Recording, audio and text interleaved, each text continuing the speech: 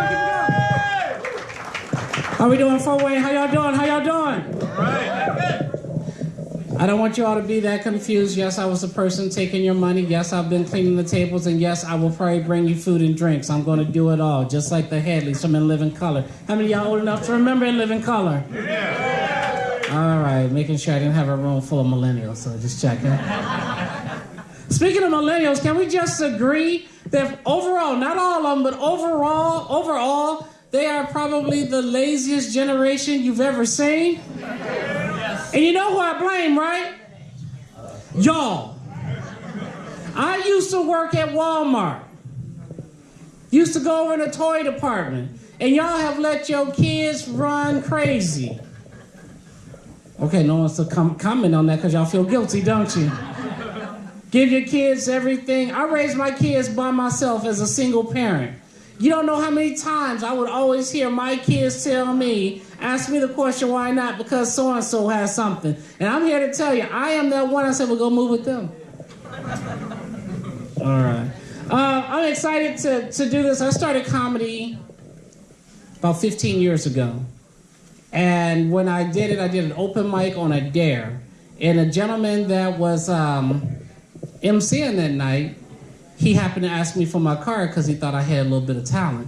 Who knew that after all these years, I would go ahead and open up my own spot? So are y'all having a good time at the Fort Wayne Comedy Club so far? Yeah.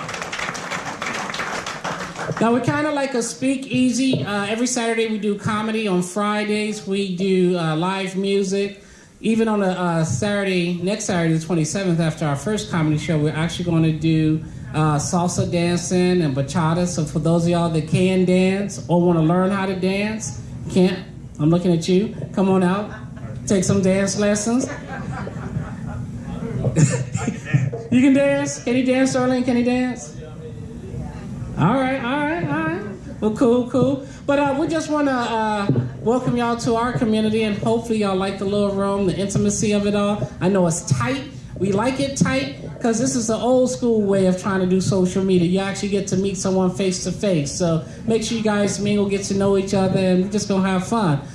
Tonight, you guys are in for a special treat. We got Denny Allen that's going to make his comedic debut tonight. Now, I'm going to tell you a little bit about Denny real quick. When I got ready to open up the club, Denny was doing music shows, and he helped me a lot get the word out there through social media, because, again, we don't do a whole lot of advertising on radio or TV, because, by applause, how many people, this is your first time here? All right, school teacher, because you raised your hand. You must be a school you raised your hand. I said clap, and... How many been here before? Yeah. So to continue this thing to grow, I just need y'all to kind of be like the old Amway salesperson.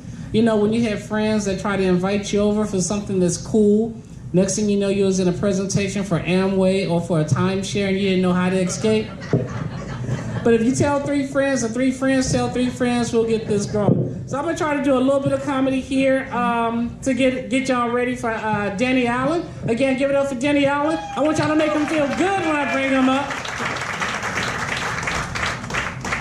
It's not always easy doing comedy. And I didn't get into comedy because this is a choice I wanted to get into. I got into comedy because I got divorced. Now, some of you might be asking, what do you mean you got divorced?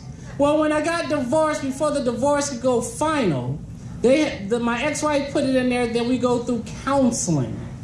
And so I was on there talking to someone about my issues, and I got the bill.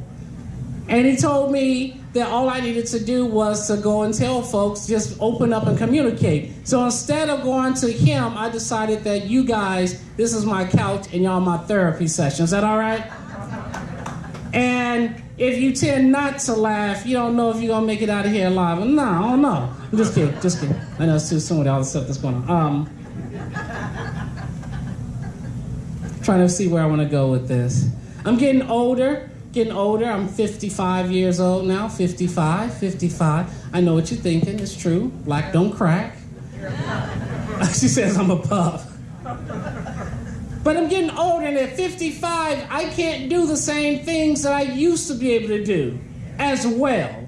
For example, when I was younger, I could come into an establishment like this and drink a lot of beer and not have to relieve myself until I was about 6 beers in. Anybody else remember those days, guys? Yeah. You look down like that was a long lost memory. So, long days. How old are you? 40. You just, yeah. It's like your bladder shrinks, isn't it?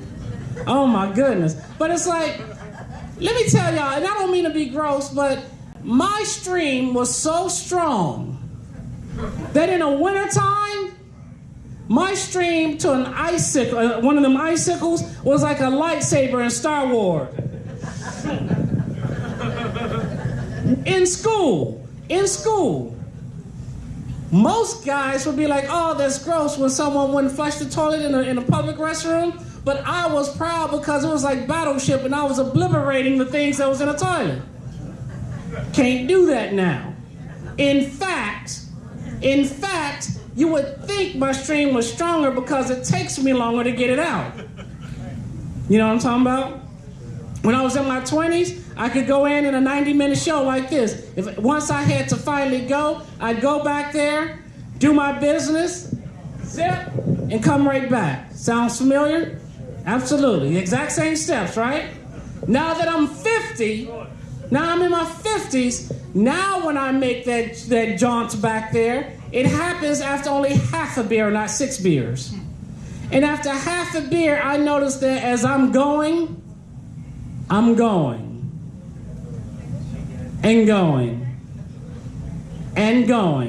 Now, the show is only 90 minutes long. I want to get back out here so I don't miss the rest of the show.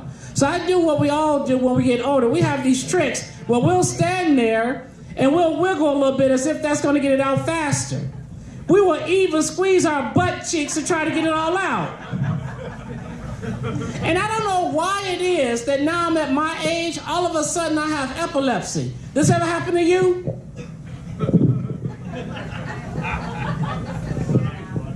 This happened to you before, hasn't it, my guy? Don't lie. And you have to explain why the toilet paper is wet, right? Now, when I'm finally done, and I've already had my seizure, I shake it off, and I put it back and do like I did when I was in my 20s, but only for my best friend to let me down. As I take 2 steps away, out of nowhere, another little stream comes out of nowhere, wetting the whole front of my pants. You know what I'm talking about. She does your line. Yes, you do. Yes, you do, sir. Don't lie to me. Don't lie to me. She's looking at me. He's like, this nasty bastard. Now, we don't want everyone in the Fort Wayne Comedy Club to know that we can't control our urine. So we do something that no 20, 30-year-old would ever think of doing. We as men will actually use the hand sink, washing our hands, splashing water right there so that none of y'all know. Meanwhile, some 20-year-old that never washed his hand is rubbing and touching in your face. You know exactly what I'm talking about, don't you, sir? All right, see where I can go with this real quick. He said don't go there. We'll go here.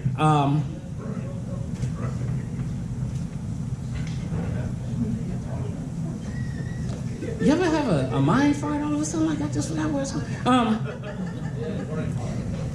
raising my kids, I was telling you I raised my kids by myself as a divorced father. And can we all agree that it's hard raising kids today? It's hard. We got parents in the house, parents, if you clap if you got parents. It's hard. And we all want our kids to do better than us, to reach certain goals that we can never reach, right? And I thought I was on the right path. You see, my first child, the one named after me, he just got back from Kandahar, serving in the United States Navy. Proud of my son. My daughter, she's actually helping me right now. She's back there. She went through her entire school career living in my house without a mother, without ever missing an honor roll. She did so well, in fact, that she got a full ride scholarship to Indiana University. My third child? Yeah, exactly. How many you got? 4. 4. Back me up on this. There's nothing more heartbreaking, more gut-wrenching than to look in the eyes of your offspring and go, damn, he ain't gonna make it. 1 out of 4, exactly. Like, I should be putting money aside for my retirement or 401k plan or something like that, but no. I'm putting money aside for my third child's likely legal defense fund. I wish that was a joke. It's past Christmas. We knew Michael was going over to Afghanistan. He calls me up. He says, Dad, you're always trying to find me a great gift. He says, don't do it this year. I'm going to be in Afghanistan. I don't know where I'm going. Afterwards, it's just going to be in storage. He says, Dad, if you're going to do something great for me this Christmas, let's turn our cellular plan into an international phone plan so I can stay in touch with friends and family. I did that for him. For my daughter, when she turned 21, though she had a full-ride scholarship at IU, they became alcohol-free campus, so she moved off campus and got a few roommates. Had a roommate from hell called me up, goes, Dad, if this heifer steal my food one more time, I'm gonna catch a case. Can you please get me a refrigerator so I can put in my bedroom? I did that for her. For my third child, you know what I got him, sir? Soap on the rope and Vaseline. You know why? Because I'm a good parent. As a parent, it's my job to prepare each one of my kids for their future. Now, like I said, I raised my kids by myself without any help from my ex-wife whatsoever. One day, I actually went to the mailbox not too long ago, and I got a letter from the Allen Superior Court, which scared me because I thought it was going to be jury duty. I didn't want to do that. Anyways, I opened it up, and to my surprise and shock, it was a $3,000 check, y'all. Me being a good, my ex-wife had finally paid her child support. Actually, she didn't pay it. She got a job and did her taxes and they intercepted that sucker. But $3,000 check. So being a good parent that I am, I decided to give each one of my kids $400. That punk-ass 16-year-old gives me attitude. He goes, Dad, really? $400, Dad? I can't do no more. $400 but get 2 pair of gym shoes. I'm like, boy, if you blow $400, you only get 2 pair of shoes, you dumber than I thought you were. But he started talking back to me, he's like, Dad, Mom sent $3,000, Dad. You got 3 kids, he gave us each $400. He says, Dad, you've been on my case about my schoolwork. He said, I did the math. That's $1,600, Dad. That's my money. That's child support I wanted. I was like, first of all, dumbass, it's $1,200. And let me tell y'all what I told him about this child support. And y'all can jump in if you agree with that. I said, boy, because when you're mad at your kids, you talk through your teeth like this, right? I said, boy, every time I go to the grocery store, so your greedy ass can eat, that money, that's child support. I said, every time I make that rent payment, so your lazy butt can have your own room, that money, that's child support, right?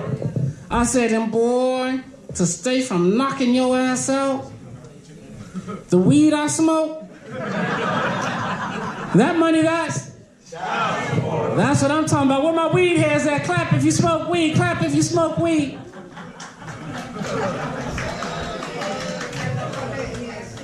I gotta be honest with y'all though. I don't smoke weed. I don't. I do, however, sell it. I'll be back there later on after the show. I will hook you up. You guys ready to keep this show going?